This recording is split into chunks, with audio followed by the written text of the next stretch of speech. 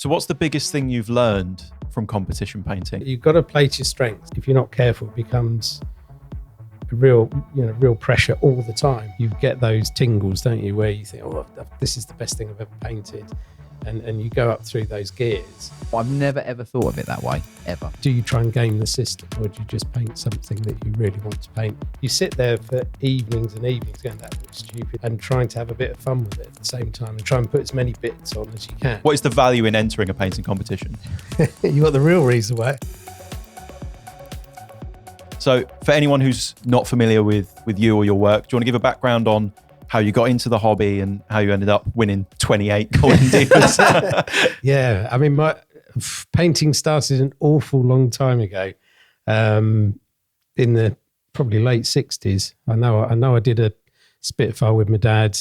I've also, somewhere in the attic, there is, if anybody remembers, there's a sort of an Airfix Julius Caesar, which in my memory is terrible. I know, and it looks like I've poured red paint on it and hit it with some gold. But those are some of the first things I painted, and just a general love of little figures. So you always had to buy the latest Airfix little set, and I just started trying to make dioramas out of them. Mm-hmm. So I still remember a First World War one I did, which was the whole base was made out of plasticine. So I mean, that all started to crack in later years and fall apart. But it was painted plasticine with matchsticks in and bits of cotton stretched across for barbed wire, and just sort of some of the First World War ones on there. But I was painting those, just colouring them in, but just having fun with, again, it's about positioning of the soldiers. I used to convert them a little bit, so I'd cut them up and move their arms around a bit. Always had to create some dead ones. That's great fun. And my son Fred is exactly the same. He's always his fun bit is always when he's putting the dead ones on or creating the dead ones. But yeah, it's just that imagination that you're turning something that you've bought into something a bit different and creating a scene. I even turned the old, if anyone remembers the old Roman fort, I managed to turn that into the Alamo. Oh, wow. And converted all of the French Napoleonic infantry into the Mexican infantry and used all the cowboys. Oh, wow. So awesome. Youngsters won't have it. You can still see those sets online. Some of them you can still buy, but, really good figures. Not painted to any great degree, but just had a lot of fun creating ladders and things, for the Alamo scene. That's long gone. That's in a bin somewhere. But that's where I started. And to be honest, I was then into army building. So I just enjoyed painting armies. I didn't game. I always liked the idea of gaming, but I just liked painting the armies, putting them in the cabinet and just enjoying the way they looked and amassing sort of Greek, Roman, both American Civil War 15mm stuff, and just painting those in my summer holidays from school. Oh, wow. Awesome. But all in enamels. So, this is early stage painting. Yeah. And I got so fed up with the amount of brushes I was using, because you have, really hard to clean them. I was painting with a pin for a lot of the time. And you can paint quite well with a pin with enamels. You just smear it around. You can paint the belts. And then I think I used to get through a lot of brushes doing a little dry brush with white enamel at the end. Really weird when you think back, but nobody sort of knew about using acrylics, or I didn't know about using acrylics, and I'm not sure that there was anything hobby-wise out there. No, maybe not. So you had to paint with enamels, and then just Games Workshop stuff caught my eye. I got the little blue catalogue in the early 80s and bought a few things from there, and I think I tried painting with watercolours. That doesn't work very well. Some of it, I've still got those. Some of the paint has stayed on. Some of it started to flake off a bit. Yeah. But I knew I didn't want to paint with enamels. And then sort of obviously they brought out their ranges of paints, and I bought all of those. And I never kept the boxes. I'm absolutely gutted about it. I remember throwing them away. The artwork on the old boxes. Yeah, I should have kept those old boxes. And then I'll be honest, my plan was to enter the armour painting competition at the gaming events. And I thought, start painting armies, and got quite a big orc army. And I thought that would be fun. And then I noticed Golden Demon, thought that would be easier because you've only got to paint a few things rather than the whole army. And just had a go and entered in the days when you entered through your local store, and you had to... Oh, right, okay. You had to sort of get through the early rounds. So they did the initial judging there. and then they put everything in the post and sent it off to the event and destroyed it. Oh wow. I Okay. still can remember seeing quite a lot of broken models that Oh no. been put into cabinets and things like, one of the big metal dragons that was supposed to be standing like that and that was tipped all the way over. Oh, ouch. And stuff was sent in the post. Oh wow. For, I didn't for even the realise first couple that. of years, yeah.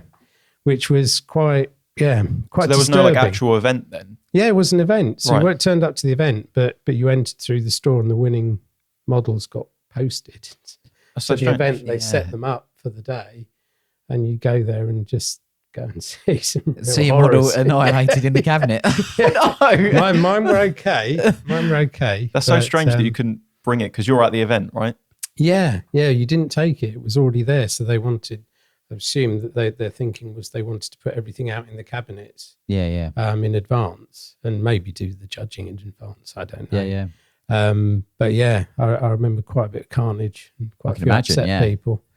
How things have come on Yeah. since then.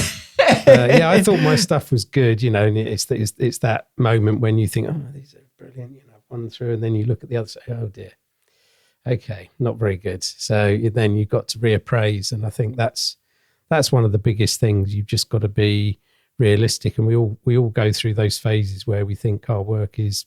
I've gone through it several times. We think your stuff's better than it is, and then you look at other people's, and still a way to go. Yeah, it's good. It's good though because yeah. it gives you the opportunity to look at things and then go, oh well, that's where that person's at. That's achievable, and then it kind of fires you up to then want to. And I think point. as you get better, you get those tingles, don't you? Where you think, oh, this is the best thing I've ever painted. Yeah, and you go up through those gears, and then you sort of it's like so you're going up, but everybody else is going up as well. Or there's better people out there, and you just have to sort of go, okay, but if you have a close enough look, and I'd always say to people, try if you can, even when you press your nose against the cabinet, you can't quite see things as well as you need to. If you can get someone to stick the thing in your hand and look at it that close, then you really do get that sort of insight as to what people have done and what level of painting you need to achieve. Yeah, definitely. Because I think it's really hard. I still see people criticising from 10 feet. You can't critique a model from 10 feet. No. And it is really difficult online as well. Online, it's a minefield. None of the pictures I ever take of my models look anything like the models or the painting on it. And I sometimes you can use the photos to spot things that are wrong. And sometimes look at it and then you look at the model and go, well, there's nothing wrong, but it looks terrible on there. Yeah. And it just, pixelates or whatever. And also people do a bit of, chicanery with photos and a little bit of tweaks here and there. And It can kind of go both ways, can't it? Because it can either look worse than it is or better than it is. My stuff tends to look worse in all my photos that I ever take. That's the better position to be That's in. probably the better side to be on. But it's no good for online competitions. No, you're right. Yeah. Yeah, because you're I take a photo, I go, I can't post that. That looks terrible, but it looks really nice from, in real lighting. So that's a real skill I haven't developed. Which I should do. Photography's hard though. Like, I totally feel your side pain. of Like things, photography is hard. Like it is. I do find it very difficult, especially with your own models, because you spend hours painting it, trying to get it to look a certain way, and then it's, you know what it looks like, exactly. and then you look at the photo and go, that isn't what it looks like. There's been plenty of times where James has asked me to take some photos of his models, and he comes in while I've got it up on the iMac, and he just goes, "Ooh." Yeah, exactly. yeah. It never looks. I don't know. I do like that though, because the thing is, like, I suppose if you are painting for comp, then people who are going to be judging it will be looking at it close in hand. So theoretically, the way that you paint it and the way that it looks to you under your light is exactly how it's going to look to the person that's perceiving it and viewing it. Which, isn't it funny though? Because I've got a bit of an interesting take on this. I think in a way you're not even painting a model anymore. You're kind of painting for the photo, because realistically, unless you're going to events and showing stuff off, 99.9% of people who ever see that model are only ever going to see the picture. They're never going to see it in hand. So it's almost, to me, in part, more important how it looks in a photo than how it does in hand. Yeah. Do you know what? I've never ever thought of it that way, ever. I need to But up you my can photo paint. game. Yeah. But that's what the whole sort of Games Workshop thing, isn't it? That their team paint for the photo. Yeah. And they have to paint in a certain way to enhance the way it will look in a photo. Yeah, yeah. And definitely, if your painting's very subtle and you've got very subtle shading, it's so hard to take photos sometimes. Yeah. But I think obviously you won 28 Golden Demons, which is incredible, but you also have entered lots of other competitions. I have. Like I mean, Salute. it's sort of grown. I was very, very Golden Demon centric for at least a decade, and there weren't that many other shows, to be honest. No. I don't think, anyway. So I very much focused on Golden Demon. It took me it's my third go where I actually won anything, and you just sort of, that was my focus. So it was once a year, try and paint 2, maybe 3 entries, and do them as good as I could. And then I think I can't remember how I came across Salute, but a friend of mine I've known since he was 2 actually mentioned it to me, and I thought, oh, they've got a painting competition, I'll give it a go there. Didn't win anything there that year, and you have to suss out the competition. They're all a bit different. So what the judges wanted at Salute wasn't the same as what they wanted at Golden Demon. So it's weird, but quite often things that don't win at Golden Demon will pick me up something at Salute and vice versa. So there's different sort of things that the judges are looking for. The classes are obviously different as well. Yeah, of course. So that has a big effect that Golden Demon, you've got 12, 13, 14, whatever classes it is now, that are all broken up into very sort of discrete categories, whereas at Salute, 10 of those categories might morph into one. Yeah. So you're up against a lot more varied models. And so something that, duel, that stands out in duel, when you're up against the sort of you're in miscellaneous. So you're up against some quite large scale things. There's just a whole random selection of things. So it might just get lost in there. Yeah. It just doesn't stand out. So that's the difficult thing about, choosing your categories or whatever. That's a sort of an interesting part of how people view competitions, is sort of, do you try and game the system, or do you just paint something that you really want to paint and then just put it into the relevant category? And I think that's a I agree. I think there's different avenues obviously to enter. I mean, my experience is a grain of sand compared to yours or many other people in the industry. But like what I was going to say is I think you're quite right. There are different avenues. You I mean, exactly what you say is, do you game the system? Do you look at categories and think, that might be a better category or worse category or whatever? Or I don't know, like, do you just pick something that you ultimately want to invest everything into and just go for 1 or 2 that you really enjoy? Not even the category, just the actual thing that you're entering, if that makes sense. I think, from time to time I've had a look around, and duel I settled on because I really enjoyed it. Yeah. And then that becomes a strength, and you sort of think, well, I've got to enter that. People expect me to enter it. So you're almost under pressure to do it. And obviously, if you're going to enter things like single mini, you're going to be up against the tip-top painters, because they can all smash out a single mini to a ludicrous standard these days. So it's even harder now to I have got a bronze in single mini once, and if you looked at it, it's terrible. It wouldn't even make the cut. It wouldn't, but it's from quite a long time ago. And so you might have to think tactically. It depends why you want to enter. If you want to enter just to be part of it, and you are challenging yourself. I mean, obviously there's different levels that you can, you can get the commendeds and the finalist things and things like that, which I think is great, because you can then judge where you're getting to and where you're getting closer. Whereas when it was just 1, 2, 3, and you might have got a green dot or you got a piece of paper saying finalist, but it was a bit more random as to what got that in, when I started. And it's just a nice way to sort of gauge your progress as a painter, I think. And you see quite a few people, they're starting on that, and their first aim is to make the cut, and then you can go up through that. It's quite satisfying when you can see the progress you're making, and it also pushes you more, I think. So it depends what you're trying to get out of painting, though, doesn't it? Yeah, totally. Because I think the big thing you've got to watch out for is, if you're a gamer and you want to paint lots of armies, I'd almost say watch out. If you start doing too much competition painting, you're not going to be painting very many armies. And that's the thing that's suffered from my perspective, is that I still like the idea of painting lots of armies, but I don't anymore, because the amount of time it takes to paint competition models takes up any painting time I've got. Yeah. I totally 100% feel your pain. George will back me up and probably laugh at me for this, but I go through seasons. I literally go through I'm currently mid comp season, or just at the beginning of comp season.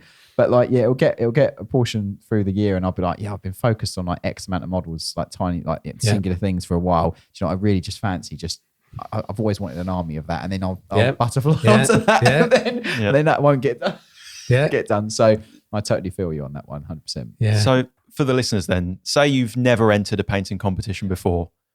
I want to know why you chose to enter Golden Demon for the first time. And maybe is that different advice you'd give to someone now? Like, what is the value in entering a painting competition? Well, you got the real reason why. I like the idea of winning things, and I was rubbish at sport, so I never ever was going to win. Although I've won Kingston District League Division 7 as a substitute. You know, that mostly playing as a substitute. So I like the idea of winning trophies, and I was sort of thinking, well, that's why I thought the army thing. You know, painting armies. I painted them to a reasonable standard. I could enter that, I might win something. But the moment you start winning at something, you know, so you win the first couple of demons at Golden Demon, and then you think, oh, I'm quite good at this. I'll enter again next year. Of course, the next year you get cocky, you don't win anything. I think that's the classic, you know, it's the classic sort of, I've cracked this. So you go along, I'm going to win again, and nothing in year 2. So you're right, okay. So you're even more determined. And then year 3, I think I got 3. So it's sort of that kicked me off, and then you're sort of kind of addicted. Yeah. And then when you find another competition, so for Salute, I got obsessed with painting the Salute mini or doing something weird with that. So I often turned that into a duel or a diorama or something. And then you just sort of think, well, I've got to do that this year because I always do that, and try and win with that, and take your Golden Demon entries to Salute as well.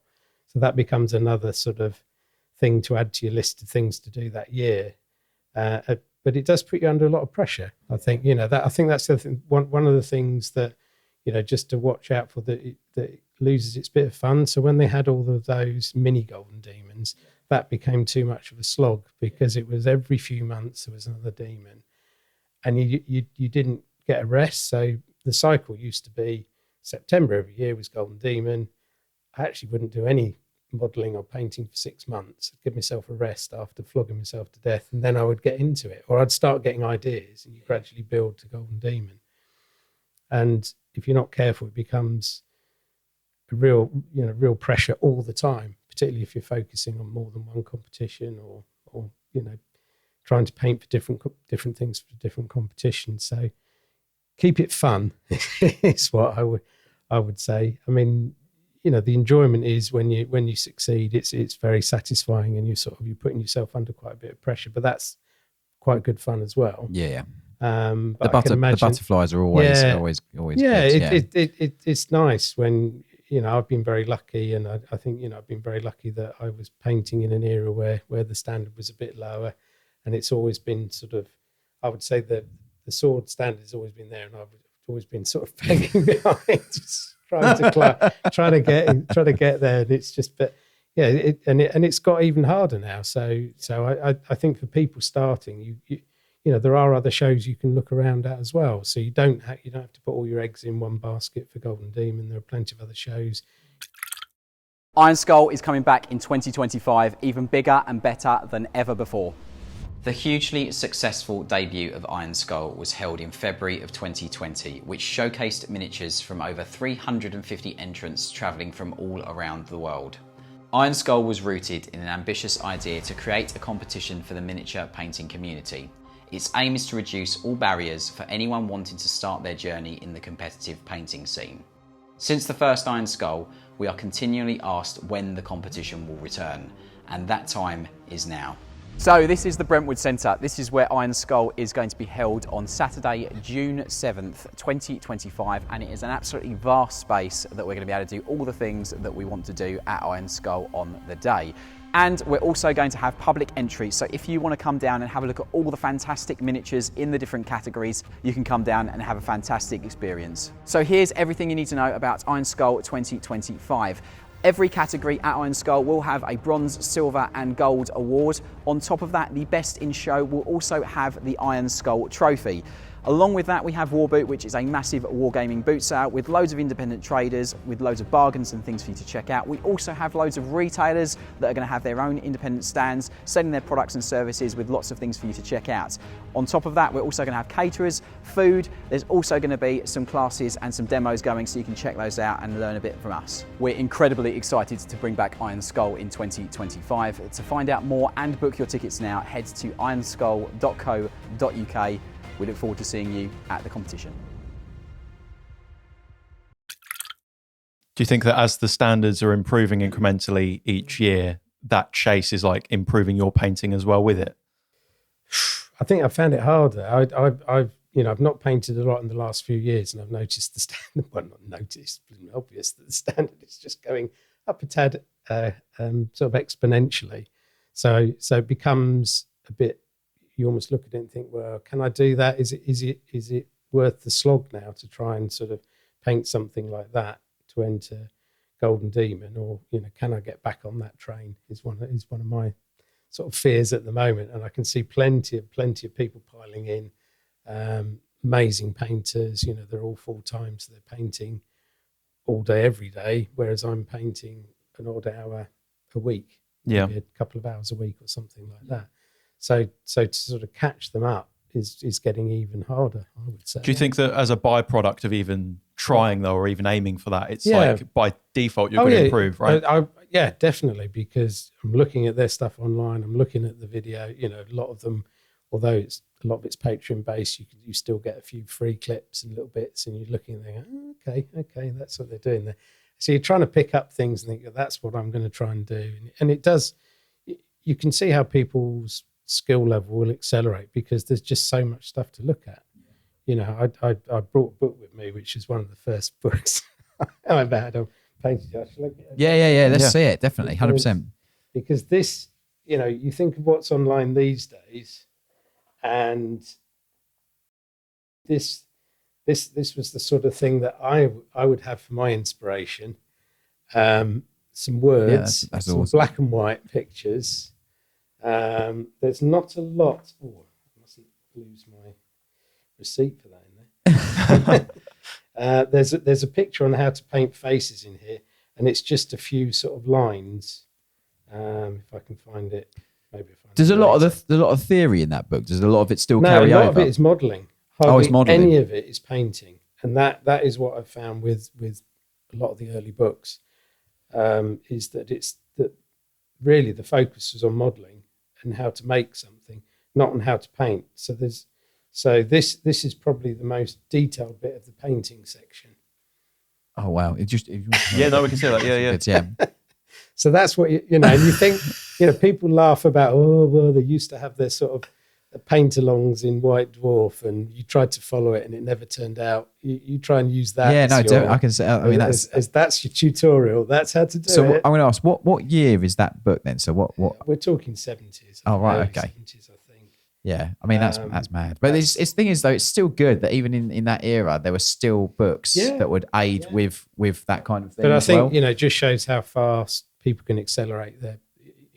You can do an online Patreon, you can do some online, you can go to courses. Yeah. There was never a painting course that you could go to. I mean, I've been to a couple, and it really does sort of help just seeing how other people paint and getting people to make you paint in a slightly different way. Yeah. Which is really good fun. But yeah, nothing like that there. And I didn't know anybody else who painted. Yeah. So you have to make it up yourself. Yeah. No, just sort of get the paints out, get a brush and just paint. It's interesting how you spoke about that was mainly modelling focused and there was nothing on the painting. Do you think that maybe now we're going too far the other way with everything online is about painting? But one thing I noticed, especially with Golden Demon and other prestigious miniature painting competitions, Iron Skull obviously as well, is the composition is such an important part of it. And with a lot of these winning pieces, there's so much conversion and sculpting. But I think because they are first and foremost painting competitions, the focus as a viewer from the outside looking in is always on the painting.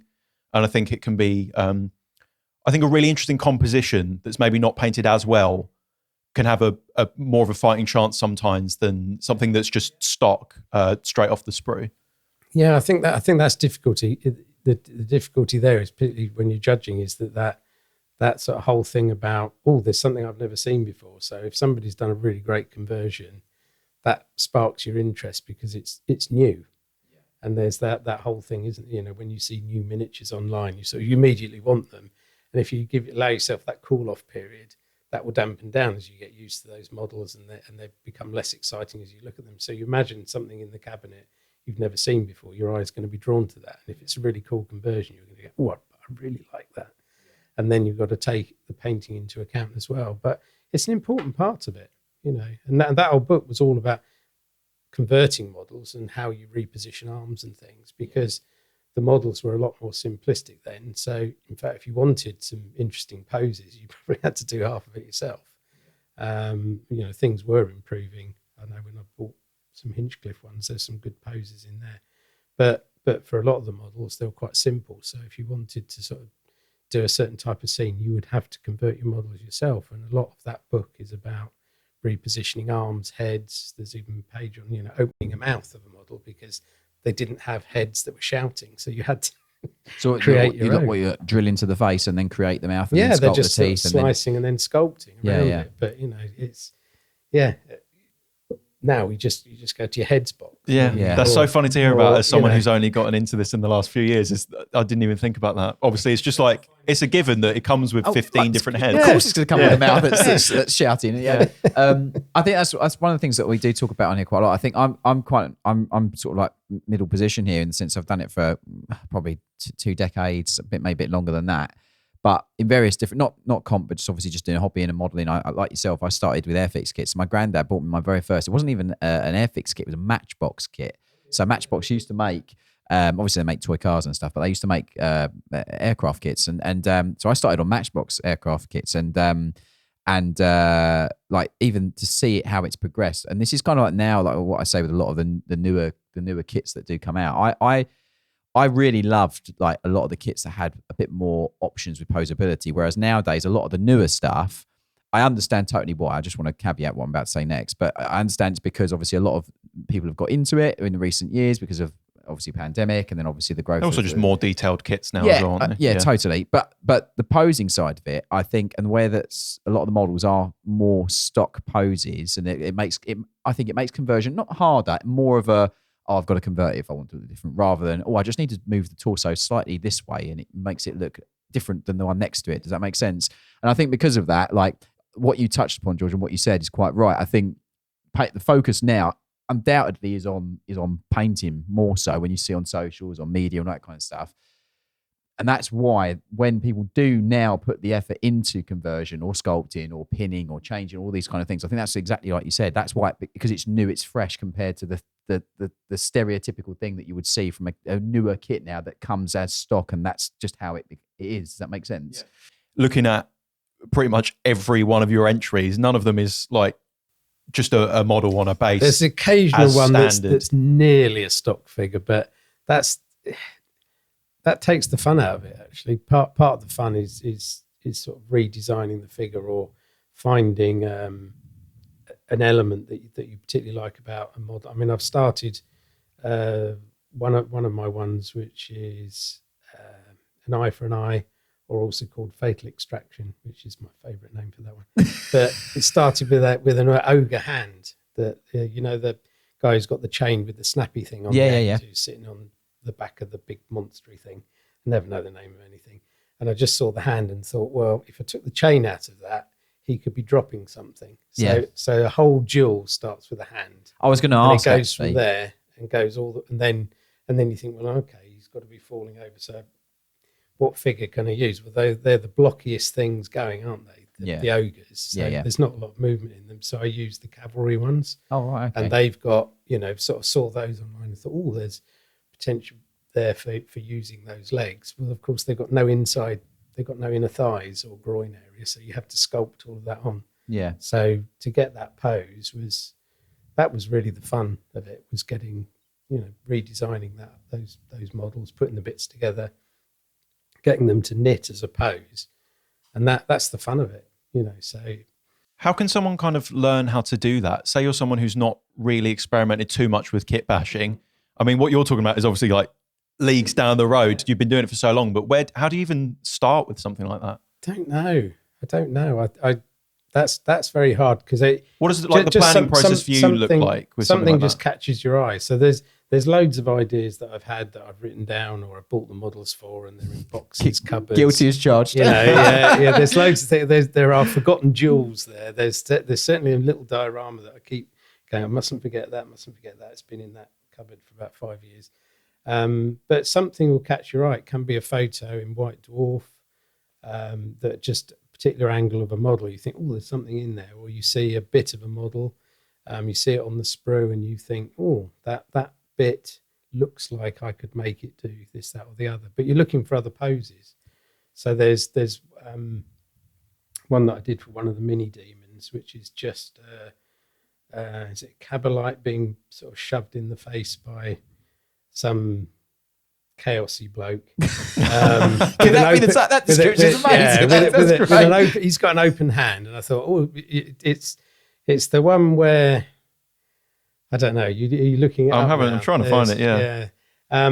But the Cabalite that's being pushed over is actually a Blood Bowl player that I looked at from a funny angle and thought, oh, you could have them falling over. Yeah. And it does actually work if you tip it, rotate it, and then tweak things just a little bit. You've got a completely, the figure is doing something completely and utterly different to what it was doing in the first place, and it absolutely works. A lot of people don't even recognise the figure, I think, but it catches your eye, and you just think there's a possibility there. What else can I do with it? And then you have the casting session where you're trying to find the model that goes with it. And so, there were other models that were supposed to be pushing him over that didn't make the cut. So it's just a lot of trial and error as well. Then, there's a bit of that, and there's one where I've got an Empire bloke attacking the Saurus on a cold one, and the first sort of generation of that because that. The idea of the cold one it's got its throat slashed and it's sort of reeling away, that whole thing happened because I blue tacked the cold one together with the rider on overnight, left it, and blue tack doing what it does, it drooped and it made that position. And so it's like a natural. That's a natural. So that's a so happy interesting accident. And I just thought, oh, that looks cool. Right, okay, I'm going to work with that. And then I had sort of casting session for who's attacking it, and the one that almost got through, which didn't look right from all angles. It's like X Factor, but Warhammer. He's in a box somewhere because from one angle it really did look like he was just Morris dancing. That's amazing. He was trying to sort of cut it, but from one angle he just looked so stupid. I couldn't stick with him, so I had to build another sort of model to go with. But do you know what that's so interesting to hear that. I think one of the things for me that's amazing is like that natural thing that happened. Like you said, you left it overnight, and blue tack obviously just like over time. It's sagged. That's incredible. Like that's one of the things that I think is really interesting with it. And I do think though, like touching back to your questions quickly, George, about like nowadays, I think now even though the kits are maybe less posable or you can do less with them, I think that actually breeds a much better environment to then breed creativity, because like you'll buy a kit, you'll build it, etc., and then like just by experimenting with changing, like you said, changing heads or like or maybe cutting an arm off and going, if I can take that arm from another kit and put it on that one, I wonder what that would look like. Or I think that's one of the things that I think for me when I started converting and sort of kit bashing stuff, it's just one, it was because I've always wanted something that's a bit different from what you can buy, and secondly, it's the question of what if I put that on there, what will that look like? Yeah. I think that they're the two things that there's a lot of interchangeability with the kits, which is really good fun. But yeah, I mean, I one of my happiest memories, I think I've got a picture of the desk where I started 3 Golden Demon entries at the same time, and it took 3 years, a year to get them out. But I just got different mounts, so I had the Epic Squiggoth, which you can't buy anymore, the little resin Squiggoth thing. And I had a Rhinox and what's the other one? Oh, big Rhinox, the forge-wheel Rhinox, but I also had the metal little Rhinox. And I remember I was just got my bits box out, and I was trying all sorts of different things, sticking different guns on them. And, some of them changed quite a lot, and others I settled on an idea really quickly. But that was the best fun. I can see why kit bashers just have such a great time. Yeah, just sort of getting different kits together. And I went into Games Workshop store in Woking last weekend, and the blokes put I can never remember what the things are called. What are the little chubby guys, the kill team, the dwarfy? Oh, the not halflings. Squats? No, they're halflings. No, they are halflings. It's the it's a sniper Hearthkin, is it? Hearthkin. So Hearthkin. So what he's done, he's used the heads from the Boingrot bouncers, and he's just put those on them. And they look absolutely brilliant. Yeah, we've done some Tau. We done some Tau that had Leagues of Votan or squat bodies and then Tau heads. They look amazing. They look great. And you just and they look right, and you just think, great. And I thought, take a picture of that, put that one away, and you just think, I just like that sort of mixing things up. Being able to sort of come up with something different, and I think that's why Duel has always been the thing I go back to, because you've got to do something different with it. It's not just you can get a couple of figures out that are just stock figures, but it's not. I was going to say that thrill. I think the thing there's always caught my eye with. I think I mentioned it earlier on before we actually started recording the episode. Was that I think the thing with your entries, or specifically your duels, I really really love is the fact you get that engagement factor between the two models. Like, obviously, the whole point of a duel is that it's two or more potentially like characters facing off, and how close. It's not a face-off though, is it? It's like a moment mid-battle. It's to. like if you was watching a film. Captured, It's like if you was watching a film and it was a fight scene and you just hit pause halfway through. It is all about. I think the fun of duel category is getting that interaction, and that's the eureka moment when you sort of start getting that bit of excitement when you're playing around with the models. Yeah. So I'm sure that people will get the same when they're doing their kit bashing. You put a different head on, you go, oh, that looks really cool. But it's all about trying to sort of get that juxtaposition of the different combatants, and you've got to look at it from all angles. So I've had ones in the past where you look at it from 3 angles and you go, yeah, and you look at the 4th and you go, no, it's not working, and you have to try something else. No, I really used to like it when it was on the 50 millimeter square base. I think that was more of a challenge, and that was part of the fun of it for me, was trying to squish it all on there and do something. That Grop tank, so difficult. I was going to say, is that because that's one thing I have noticed, obviously, about a lot of your duel entries is that the composition is always very like at the point of combat, as in they're very close. It's very, and does that, even though obviously the guidelines for the category have changed over the years, and it's given you it gives you more space to essentially create like greater scope of like size. Is that why a lot of yours do still retain that kind of like really close engagement because of where you came from on the 50 mil? All of the ones that I've done were to those rules, so they only changed them latterly. So I've done one entry since, which was on a bigger scale. That didn't win anything, and they actually did all right at Iron Skull. Did actually, yeah. But and there's one I'm doing at the moment which is even bigger. So yeah, I mean, it does give you more fun. It gives you more fun to play with the base, because that's the hardest part. Again, that Grot tank. You look at that. I'm trying to sort of squeeze a tank onto a base that's smaller than the tank and put some scenery on there, which I did manage in the end, but. You sit there for evenings and evenings going, that looks stupid, that looks, because you're trying to put something on there that isn't just a bit of dirt. Yeah. And trying to have a bit of fun with it at the same time and try and put as many bits on as you can, which used to be part of the fun. I think that speaks to your creativity though, because I think a lot of people, if they did want to do that scene, it would be the full tank, and it would be this whole perspective of that scene. But what I quite like about, like James said, with a lot of these pieces is it's kind of this like zoomed in perspective, and the idea that you don't have to do a full tank as part of that, I think is really interesting. Yeah, and it's then what other little bits you can put in the scenery, which is also the other fun part. I mean, sometimes you get carried away. So there's one called Hammer Time where I put far too many shields on the base. So it was like a sort of a field of old shields that they were fighting over. And when you start painting it, boy, you regret that. But that's the creative part is almost the biggest fun. The slog can be the painting, because it takes so long, and the more stuff you put on there, the worse the painting gets in terms of the task, because you've just really actually I've just put 20 shields on here. I've got to paint them all really well, because you've got to paint everything to the same standard. And I think that's That's the problem. Has there ever been a scenario where you've kind of gotten carried away when making the project, and then it comes to painting, you've had to remove things? The shield. No, I didn't take anything. I won't take anything off because I like it. You're too locked much. in at that point. Are you? Yeah, totally locked in. The one I'm doing at the moment, I've been painting it for 4 years. Wow. Goodness.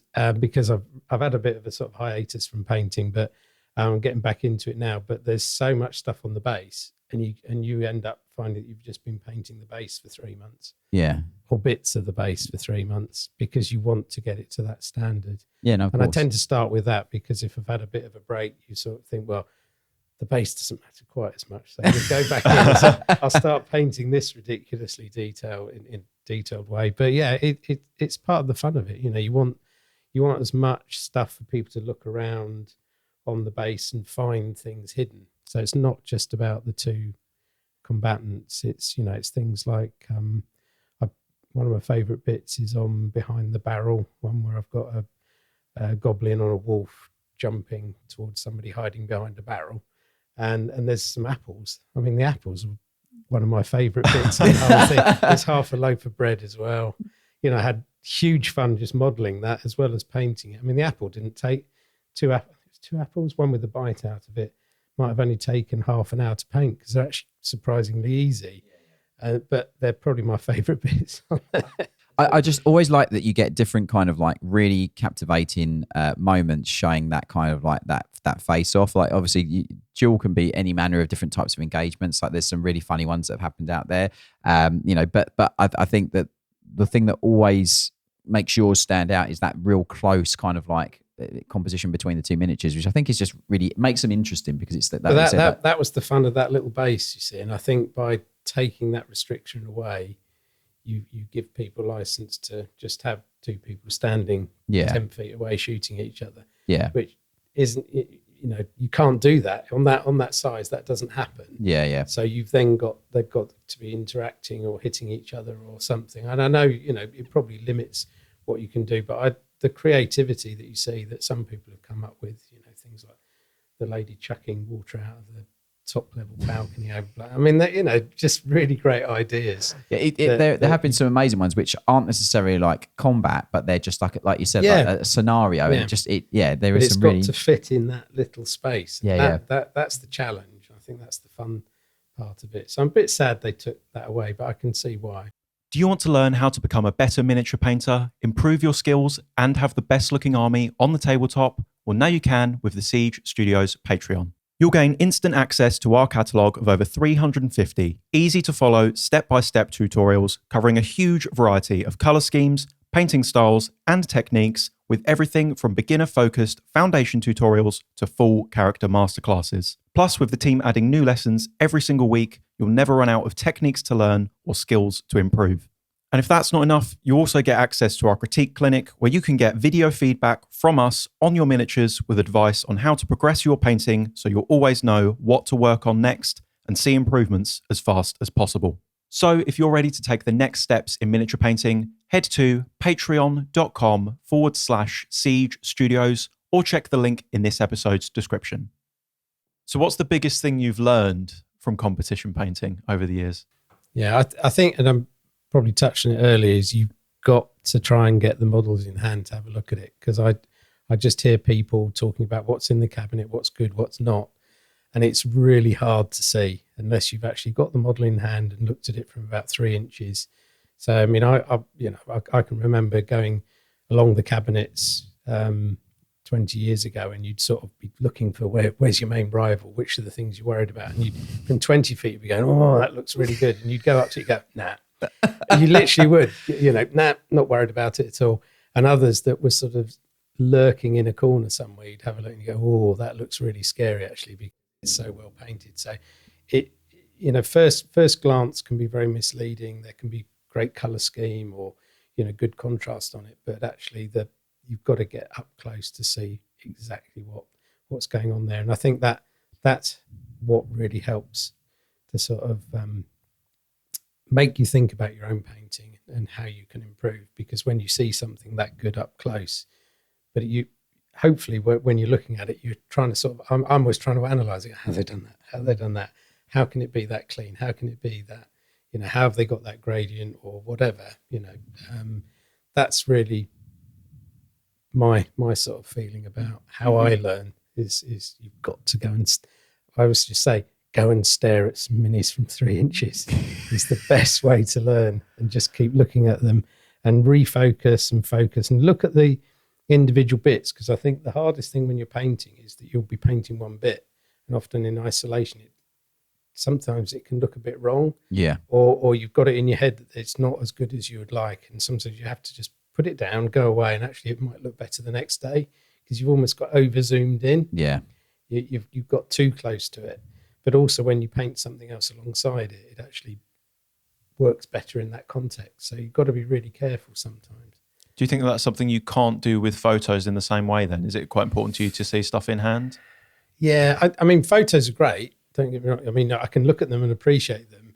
But often when you then see the model in hand, you go, oh, well, that's not what I saw in the photo. Mm-hmm. So that's the danger, I think, of photos, that it's misleading. But you can still learn an awful lot from looking at them.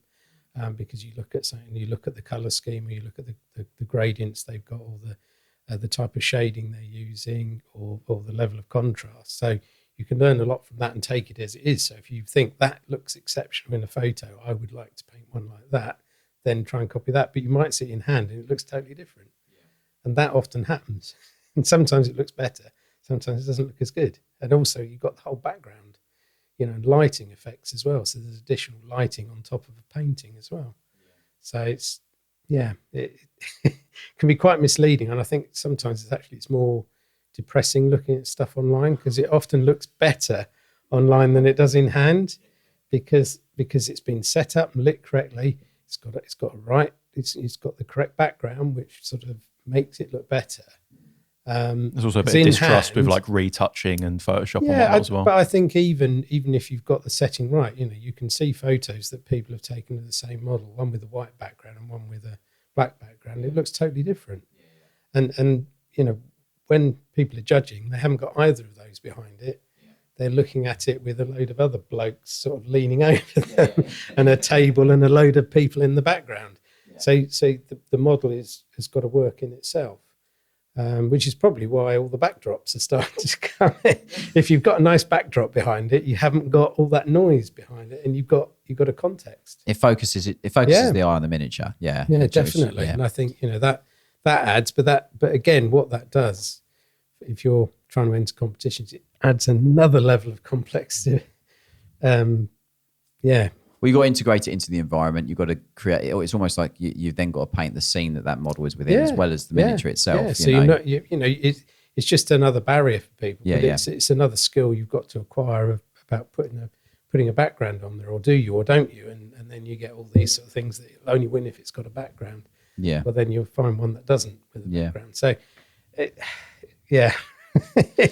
it's a many-faceted and very complicated thing. Sort of thinking about how best to sort of structure your entries and what to pick and how to best.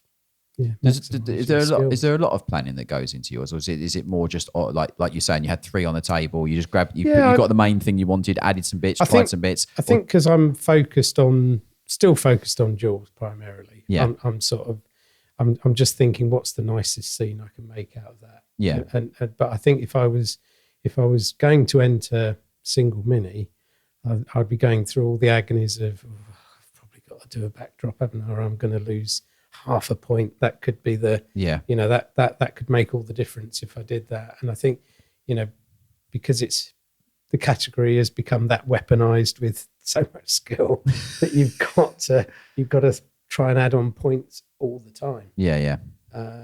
So I think, you could just paint a model on a simple base, but if somebody else has done just as good a job and they've got a backdrop, bing, you know, they've got that extra half point, they put the context in, you're going to lose out to that. It makes it more than just the figure, doesn't it? Yeah. I think we're going to start to see a bit of a counterculture with the backdrops, because I think they're so popular now, you almost stand out by not having one to a degree. Yeah, it swings back and forwards like a pendulum. And you can't always see the whole model. You know, some of them are so close to the backdrop that you can't actually see. Well, that's the thing as well. Like, you know, there is that. So whether that's intentional or not. I know. So I don't know. It certainly adds to the model. I can't deny that. Yeah. I think, you know, as I say, it puts it in a setting, and it also gives a bit more context to the paint job that might get lost if you're holding it here or over here. You might just get a slightly different perspective. I think it's kind of a play to your strengths thing though, because I cannot paint in 2D to save my life. So the idea of me adding a backdrop, I think would only take away from the piece.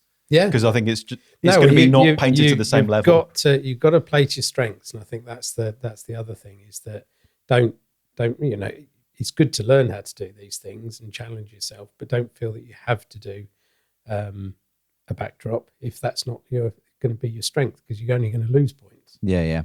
But yeah, it's difficult because everybody's trying to analyse how you win. Things like, it's got to be one of the latest minis, which I still don't hold with. Yeah, I think if you paint an old mini exceptionally, you will win. Yeah. But it's because everybody, we were talking earlier about how excited you get when you see something new, and you get that model has sat there so long, you got bored with looking at it. You want to paint something that's captured your imagination, and that will be a new model. So most people are painting new stuff. Yeah, no, I get that. But I think the other thing on the other side of that is, mainly specifically probably for Demon, is that model that is new, they've seen for many, maybe a year or two previous to that. Yeah, so they have. It's not new to them. It's not new to any of them. They're already bored with it. Yeah, exactly. So they've already seen 20 versions of that. You're excited because it's your first one of that. Yeah. But then you get years like the year of the skink, where all the single mini winners, what's it, first, second, and third were all skinks, weren't they? and about 10 of the highly commended. So everybody painted that skink, which is quite, it does make you think. A bit like with the Salute Mini. Why don't they have a category? I think they did once. They used to do have a set model. Yeah, I think it's got like a master class category or something like that, where you painted a set model. Now. But I think that's quite a nice idea because it gives you all the same challenge. It levels the playing field. Yeah, it also means you haven't got to agonise and waste a whole month thinking about what am I going to do. Yeah, because it's there. It's determined. That's what I like about the Salute Mini, which is it's there. You may not like it. What are you going to do with it? Yeah, that is quite good actually. Kind of reminds me of like a baking competition. It's like everyone's got the same ingredients. Everyone's got to make the same thing. What are you going to do with it? And it's amazing what sometimes, particularly the Salute Mini, where they've had a little plastic mini on the sprue with a few options, then that gets really tasty. So, I've had some real fun with those ones. Because you can enter any previous Salute miniature, can't you? No, it has to be the previous years. It has to be the previous years. Yeah. Oh, right, okay. Yeah, you can put the others into other categories, but it's got to be. So it's all variations on that model. And sometimes it is really varied. Oh, right, okay. So I thought it was literally any previous Salute miniature. No, it has to be the previous years. And one year Dave Soper did an entry, so... Yeah, that was... Just put down your paintbrush. I got second to it, so that was all right. Oh, that's good. That's still good. Dave's there and you just, okay. And it was exceptional. Yeah. But we'd both had some really good fun with it. It was Jason and the Argonaut. Yeah, I remember that. And I made it into, what a surprise, a little sort of fight scene. Yeah, but that's good though. You're playing to your strengths though. Skellies, and he'd just painted it beautifully and done a converted scene with it, and it was just beautiful. But but I mean that's the random thing about competitions. It's who turns up in your class, isn't it? Yeah. So and that's how you I think one of the questions you'd asked me to think about was how do you choose what class? That is really, really difficult. So what is it? So you've obviously had a lot of experience within duel. So what would you advise to somebody then about picking a class? I know obviously for you, I think it depends on how desperate you are to win. And are you plotting a route to a trophy, or are you just wanting to enter and see where you've got to in the greater scheme of things? Yeah. I think single minis, it's going to be tough, but I think the way they carved it up last year with sort of extra classes where you could have single minis, so there must have been about 8 classes in the end where you could have single minis. Yeah, you might get lucky. This is the thing. So I think ultimately you've got to paint something you want to paint. Yeah, and that you're going to enjoy painting. Don't pick something that you think you should paint. That you don't want to paint, because you'll get fed up with it very, very quickly. It'll be a dust collector. But you can, but there will be classes where you can think tactically, because fewer people are going to enter the epic scale one because the professional painters aren't as interested in it. I'll be brutally honest.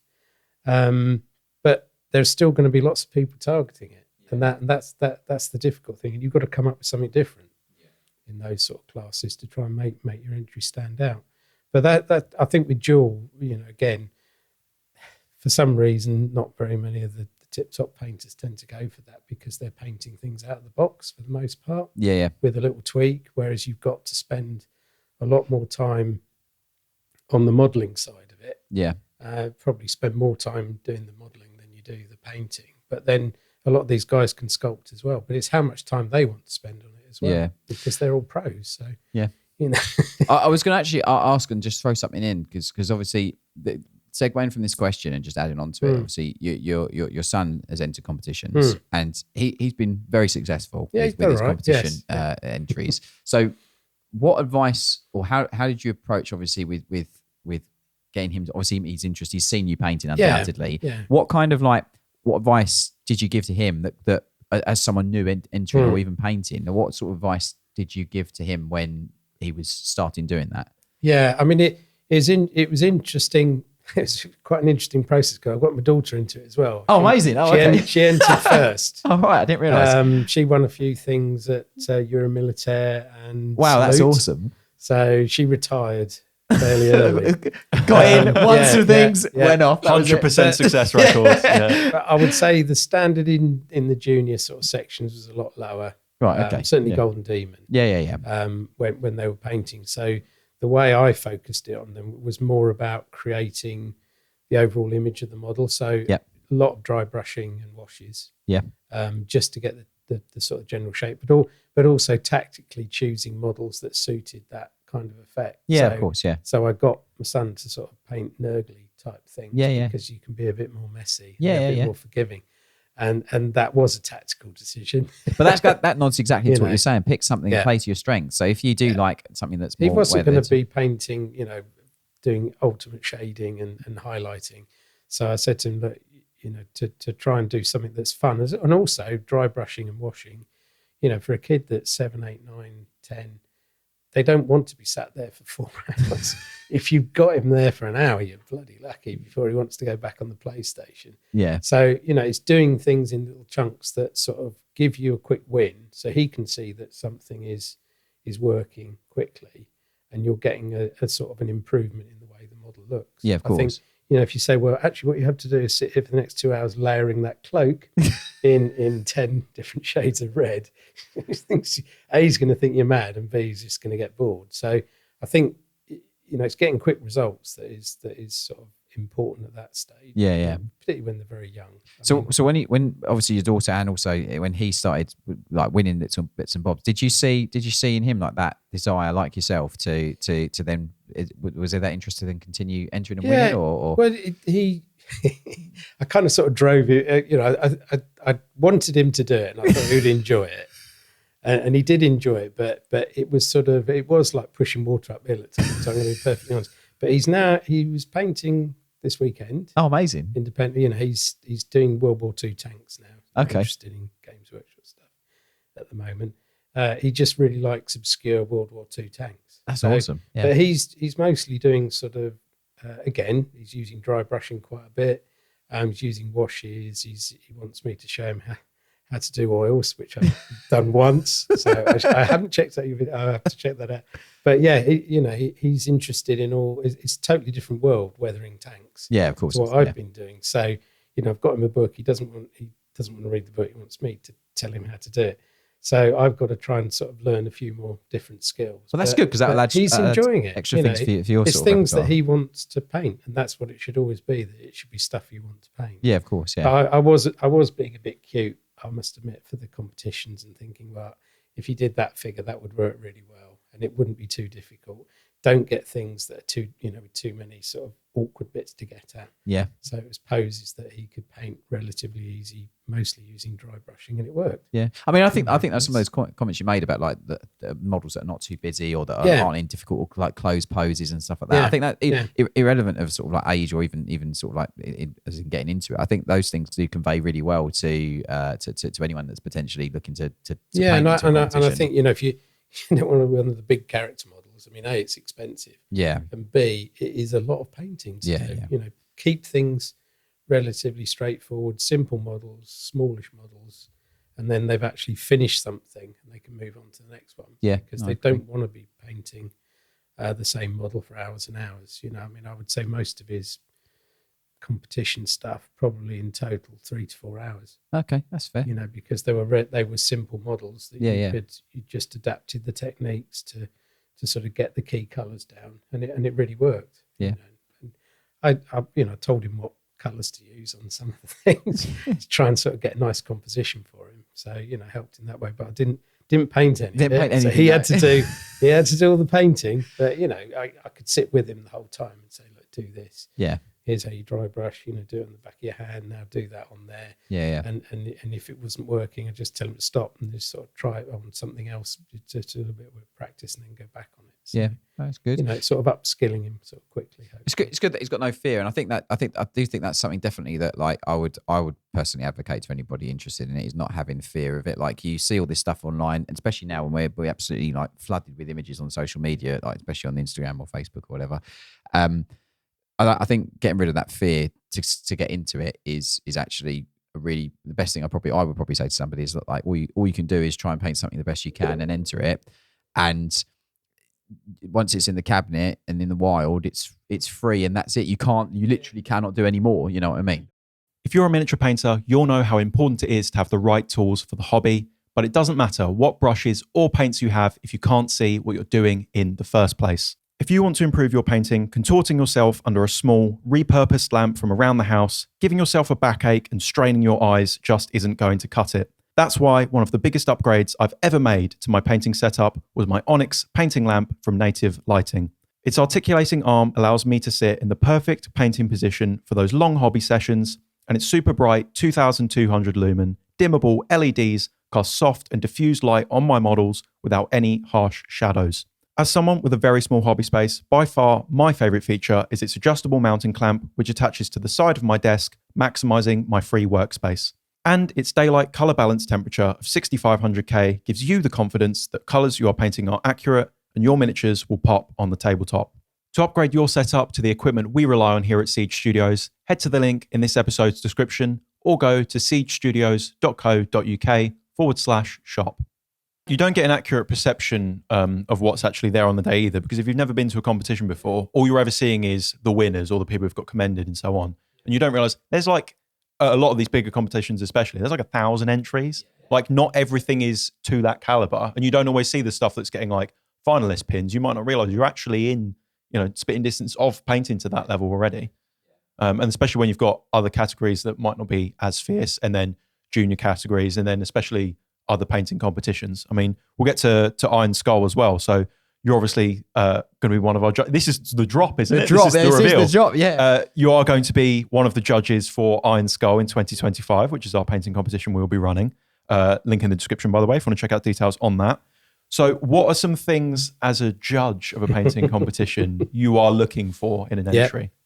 I mean, I'm fairly young in my judging career at the moment, but I mean, you're obviously looking for exceptional painting, and you can see the level of skill. But there's always going to be the sort of the composition element. So, and it depends on which class you're looking at as well, obviously. So if you're looking at a single mini, you're going to be looking at maybe different things, as we said, where you've got duels and dioramas. You're looking for composition as much as you are for the level of painting. But yeah, I mean, you get used to looking at what exceptional painting looks like over the years. You can sort of, you've got a sort of visual image in your head of what you would like to see. But there are different styles. So it's what's working on the mini. So you can see an exceptionally painted model, but it might be that the color scheme just isn't working for whatever reason, or there's other modeling aspects you're going to have to bring into it. So if they've let themselves down with the basing, or, I've seen great painted models. There's still the odd base, mold line on there, which is always going to hit you hard if there's a close call at the end.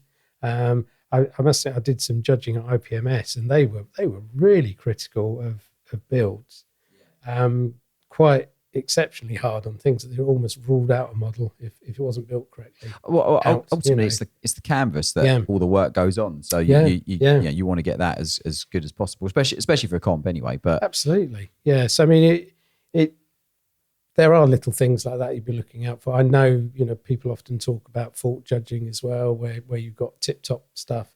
If you've got 5 or 6 exceptionally painted models, you are going to have to be looking at little things where they maybe made an error, or something is just superior because of a few little tweaks, or the base is good, or, we said a backdrop earlier. That can help if it's a really close call. So, can you just break down what exceptionally painted sort of means to you on a more sort of granular level? Is it like the smoothness of the blends, or is it the techniques that we used? Is it non-metallics? Like what does that mean, sort of on a more nuanced level? That is really hard, because although a lot of technically beautiful painting is all about the smoothness, it doesn't have to be like that, because you might be painting areas of a model in a very, very layered and beautifully smooth technique, and then other bits on the model aren't done to the same standard. So a lot of it is about consistency of the way that the model's been painted. So you might use a slightly different technique. You can see Golden Demon winners where they're using slightly more of a painterly style or whatever, where you can see more brush marks, but there's more sort of artistic flair that you can see in the model as well. So I think there are different elements to it. I know there's a lot in terms of sort of beautifully clean models, but then sometimes they can almost be too clean. So you've got to get some, I like to see a little bit of realism in there. I know it's fantasy we're talking about, but some texture in there as well. So everything doesn't have to be beautifully flat and smooth, because that's not the way the real world is. So it's using those different elements and different skills as well. So to convey some cracked leather as well as a beautifully smooth bit of armor or some texture on a coat, so if you're representing cloth, how well have you done that as well? So there's all those extra points that you can collect. So you could pick a figure and paint everything just very, very smoothly with beautiful edge highlights, or you can do all the different textures. So you've got nicely textured leather, you've got different textures in terms of the cloth. All of that sort of is building the overall image of the model and showing your proficiency as a painter. Do you think that like the environment or the setting that the miniature is within, I know obviously for Duel, for example, that's heavily part of it because it's the environment that situation is happening within. But like even for like, let's just take vehicle like a tank or something like that, or single figure, the base and the environment that miniature is within. You said about obviously consistency from the model and that environment, but what about things that contribute to the model from the environment? So say for example that you're doing a Death Corps of Kree lieutenant and he's in a trench and there's like is it the realism of that environment that the basing is? I think that can add greatly to a model. So even just a few beautifully bits of splash mud, making his boots as muddy as they should be if he's been plodding through a trench, rather than him just being pristinely painted. Yeah, will all add to that. And if you've done him, if you've done a little bit of trench section behind him, that will elevate the model in my opinion. But also you've got sort of different ambient lighting effects. Yeah, you can get looking at sort of reflections back from the ground. Colours coming up from the ground and stuff like that, that just add to a model and make you just think, wow, somebody's really, really thinking about how this model is interacting with its environment. It's not just a beautifully painted model. And, when obviously we get sort of lighting effects from fires and things like that, those can be absolutely fantastic. But it's just the little things that you can see in a model where they've got a bit of reflected colour from the groundwork as well that goes into the model. And it just takes up another notch. It's just that super artistic thinking going behind. Do you think that, like you said, do you think the level of immersion that you look from reading it and looking at the model, do you think that contributes massively to it at all, in the sense of like how much that you get captivated by it, not only by the painting but by also the way that the whole thing is presented? I think if they're you can really appreciate models where they've actually thought. You see stuff now, don't you, where you've got a helmet painted and there's reflected trees in it, which you can't see. But by doing that, you're just thinking, wow, I know where this figure is now. I mean, you've taken it up another level. You could paint a simple, just sort of silver helmet on it. But this is one that I've seen several times on Instagram, where there's face reflected in it. You know, I mean, it's just that kind of, it is a ridiculous level that people are painting at now, but it's just adding to the story. Do you think stuff like that translates as well looking at it in hand as it does in photos? Because I've never really seen stuff like that in hand. Yeah, but I'm somewhat skeptical. Sometimes yes, sometimes no. I think I've heard people talking about you turn some of the non-metallic metal around and suddenly it just goes a bit awry as you look around it. But so some models are painted for one view, or they're box art but that's again, you've got to take that into account. So yes, sometimes I've looked at non-metallic metal and you can't quite, for whatever reason, it's not quite registering as non-metallic metal. It's beautifully painted, the shading's there, and the gradation, but for whatever reason, it's just not clicking when you look at it. So it's got to work, obviously. Do you think that sort of comes around to the play to your strengths kind of degree? Because I think there's a lot of people that maybe have the myth that you need so good at it. Yeah. And you can still do amazing things with metallic paints. So I don't think you have to do non-metallic metal. I think it's become a bit of obsession. I think it's. I agree. I think it's become very much like it's a phenomenal finish in the sense of like getting the blending. It's more than that, though, isn't it? I think there's a lot of maybe myths around competition entries that because certain painters often win by doing certain things, like the backdrops, like non-metallics. Like or display the lizard men, or the even like certain types of plinths and stuff. It's like because there's a lot of like kind of tropes. I think people start feeling like they have to do those things to kind of fit in. Does that come into account when you're judging stuff? I think it just has to look good. I think that's it. Don't try and copy what other people have done. You know, the shape of the base isn't going to. If you've incorporated a lovely, knobbly bit of wood base and you've made it really work into the model, then great, fantastic. But don't sort of pick your base because you think it's a trendy base to have. Yeah, it's still going to be about the model. Yeah. Okay, well, a little weekly tradition we like to do on the podcast is something we call hobby hacks. This is where we share a little quick tip from you. It could be something that we've kind of learned ourselves through the hobby, and we like to do them with our guests as well. So have you got a hobby hack for us, Mark? Yeah. I think particularly when you're starting out and you're trying to sort of feel like you're getting somewhere in the hobby. I don't mean in terms of winning something. I just mean feeling that your painting's improving and you get that sort of satisfied feeling of completing models. I think starting off with some simple techniques, and particularly dry brushing was something I started off with very early, and I've started with my son very early, is that you can get amazing effects and pick out the detail very quickly. So you actually get a very, very quick win, and you get a bit of a buzz going that you've actually done something that you like the look of very quickly. I think trying to sort of go to edge highlighting, and I see it a lot where people are just, they've just put some lines on their models and they're not very happy with the way it looks. Things like dry brushing. I taught somebody to do some dry brushing about 6 months ago, and he'd been doing sort of quite stiff edge highlighting. He actually ended up swearing at me because it looks so good. I think, he's an army builder. But I think if you're trying to sort of get quick wins and get things that look really effective, but also it's a technique, you can still use it in competition models. I do. Yeah. You can do some amazing things with dry brushing. It's a skill that is still, can be difficult to learn and to do it excellently. I'm sure we all see the artist stuff online. You can do some amazing stuff with dry brushing if you're very gentle with it. And I see a lot of people, they start off and they think that you do this. and it's there's too much paint on there. It's too wet. You're almost sort of just smearing paint over the thing. Yeah. But if you learn how to use that as a technique, that gives you some very, very quick wins. Yeah. And it's something you can use in competition models as well to pick out the details and then go back in and finesse it. That idea of like quick wins, is that something that you do with your own work to kind of keep motivation up? So maybe not just with dry brushing, but do you get to a point where maybe you're 60 hours into a project and it's feeling like a bit of a slog? Do you ever? No, you can't. No, you got the worst thing you can do if you're rushing, because obviously for competitions you have to finish at 3:00 in the morning on the day of the competition. But that's it. That's like what? Where have you been in the hotel rooms the morning before?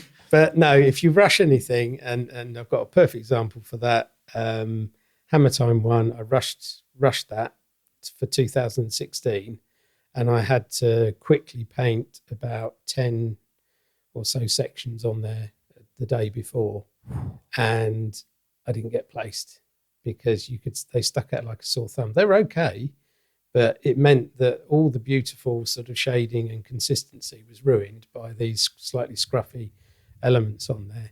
So I took it home, and then a year later I thought, didn't really finish that properly. So I went in, redid all of those sections to the same standard as the rest, and got gold. So that's the difference. I guess that speaks to the point you made about consistency earlier in the episode. Rush. Yeah, don't rush. Sometimes you have to rush, but the judges will find it. Yeah, of course. And that's the problem. It will stick out, particularly if you've done everything to a very high level. But no, dry brushing gives you some nice quick wins. I occasionally will just dry brush a unit just so that I can think I've finished something in a couple of weeks. I think especially with the hobby in general, the way it is, that whole thing. I mean, obviously, you talked about dry brushing, but I think the thing I really liked about what you said about that was that there was the actual, like you said, George, the quick win thing. I think it's hitting that I've actually done something or completed something, and I think when you are painting your favourite thing and you're 40 hours deep into it, whatever, like you're quite right. You do need that. Yeah, you need to sort of think I've achieved. So and it can still look really good. That's the thing. You might put some washes over it as well and just sort of knit it back in again. But it's surprising how good it can look. Yeah. No, I agree completely. That's great. Nice. Okay, on that note, I think we'll round out the show there. Massive thank you to you, Mark, for coming on this episode. We look forward to seeing you at Iron Skull in 2025. I'm looking forward to it. Hopefully, viewers as well, if you're coming, then they can maybe meet you as well. Definitely. Yeah, we're going to jump over now to the post show, which is a benefit for our patrons. So if you want to get some more content with Mark on this episode, we're going to be doing a little Q&A session. As well as that, you also get some other cool benefits. So check the link in the description if you want to see any of that. Otherwise, we will see you next week. It's almost an obsessive thing in the end, because you've got to be prepared to put in the hours. If you're hoping to win, then you're going to struggle if you're trying to do a quick model to enter. But it's the fun of, if you go to a show, it's nice to take something with you.